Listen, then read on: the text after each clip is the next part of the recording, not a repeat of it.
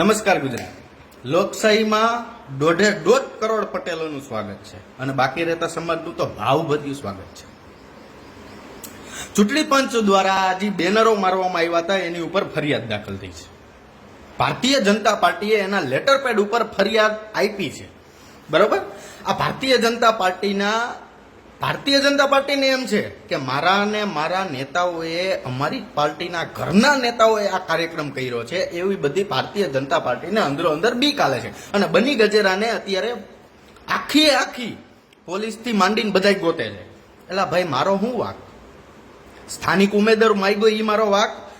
આ 7 વિધાનસભાની જનતાનો અવાજ બનીને ઈ મારો વાક? એટલી વસ્તુ યાદ રાખજો. તમે બધા પૂછો છો બની ગજેરા એરે કોણ છે ને બની ગજેરા કેના ભેગો છે. 7 વિધાનસભાની અંદર ઘરે ઘરે બની ગજેરા ઉભા થાય છે, હજી તમને નથી ખબર. અને અમે કોઈ તમારી એવી કમળની પાર્ટીથી બી નથી ગયા. અત્યાર સુધી ભાજપમાં જ હતા અને હજી ભાજપમાં જ છે. પણ આ તમારી દૂરનીતિનો તમે જે પ્રયોગ કરો છો ને, અમે એના વિરુદ્ધ લડી છે. મનસુખભાઈ માંડવિયાની અત્યારે પત્રિકાઓ બહાર પડે છે, વોટ્સઅપ ગ્રુપ કે સોશિયલ મીડિયામાં કે મીડિયાની અંદર પણ પત્રિકાઓ બહાર આવે છે.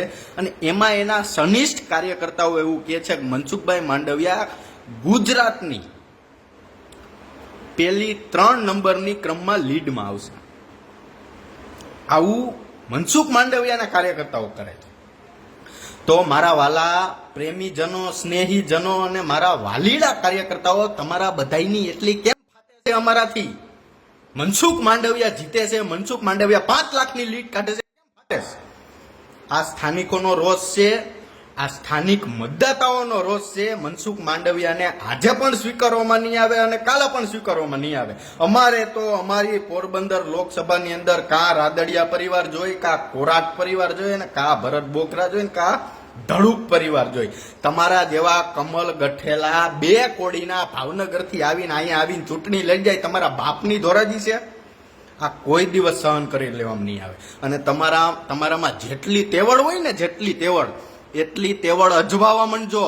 આમ જો અસલ પાટીદાર શું, અસલ એકવાર કરીને બતાવીશ અને કરીને જ બતાવીશ. તમારા જેટલા કમળ ગટ્ટાઓને કેવું હોય ને એને કેવા માંડજો. ભારતીય જનતા પાર્ટીનો આજે પણ વિરોધ થશે અને કાલે પણ વિરોધ થશે. ઉમેદવાર નહીં બદલે ને તો મનસુખ માંડવિયાને આજે પબ્લિક નહીં સ્વીકારે ને કાલે નહીં સ્વીકારે. અમારે લલિત વસોયા અત્યારે સ્થાનિક છે તો સ્થાનિક હાલશે અને હાલવાના જ છે.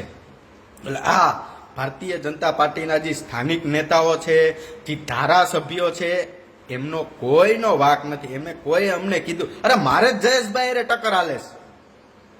ખેડૂત આંદોલન વખતની મારે જ જયેશભાઈ રે ટક્કર હાલે છે. જયેશભાઈ મને ક્યાંથી કહેવાના? તમે બધા એમ કહેશો જયેશભાઈ કીધું. મારા ભાજપના નેતાઓ, મારા મત વિસ્તારના નેતાઓ એ કોઈ કોન્ટેક્ટ નથી, મને કોણ કહેવાનું છે?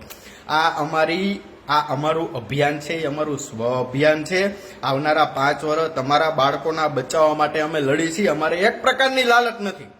લાલચ રાખી હોત ખેડૂત આંદોલનમાં તો અત્યારે કરોડપતિ હોત, પણ આ પબ્લિક ને સમજતી.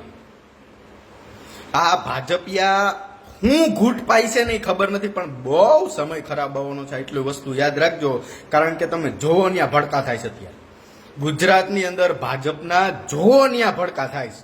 એટલે હું પબ્લિકને એટલું જ આહવાન કરું છું કે આંદોલન ચાલુ જ છે, આ અમારું અભિયાન ચાલુ જ છે અને ચાલુ જ રહેવાનું. 2 દિવસની અંદર તમારી ઘીરે પત્રિકા બતાવવાની છે. હું ઉપલેટામાં જ છું ને તમારા સ્થાનિક વિસ્તારમાં જ છું. મૂંઝાતા નહીં.